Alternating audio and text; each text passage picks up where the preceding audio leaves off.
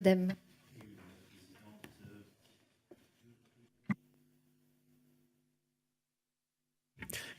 Pour ce rapport du CESE qui est comme souvent de bonne facture, je voudrais dire simplement quelques chiffres. 240 milliards d'euros, c'est le coût social cumulé annuel de l'alcool et du tabac selon l'Observatoire français des drogues et des toxicomanies, contre 8,7 milliards d'euros contre les drogues dites illicites.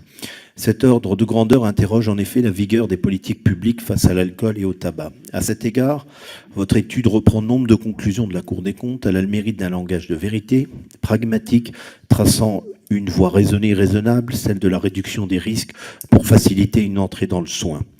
Vous avez également rappelé une évidence scientifique, une vérité objective, une réalité sociologique, c'est qu'il n'y a pas de consommation d'alcool sans danger, mais un risque exponentiel à une consommation excessive et journalière. Faut-il rappeler que les discours marketing et les représentations sociales autour de l'alcool tendent à gommer cette réalité.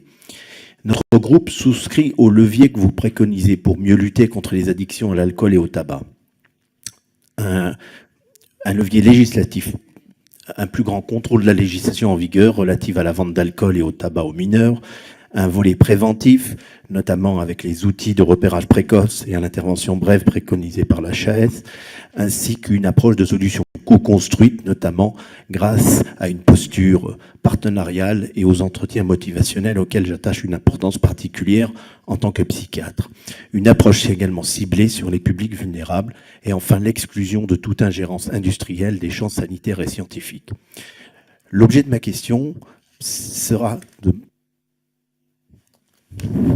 pourquoi avoir préconisé uniquement 2 leviers fiscaux qui excluent de fait les producteurs et tous ceux qui participent à l'approvisionnement des produits, à savoir l'instauration d'un prix minimum ciblé sur les boissons à bas prix, en sachant que c'est le prix, notamment pour le tabac, qui a permis de diminuer la consommation, et enfin l'indexation des prix des boissons alcoolisées sur les dépenses d'assurance maladie attribuables à l'alcool. Merci. Si, Madame Nicole Sanquer pour l'UAI.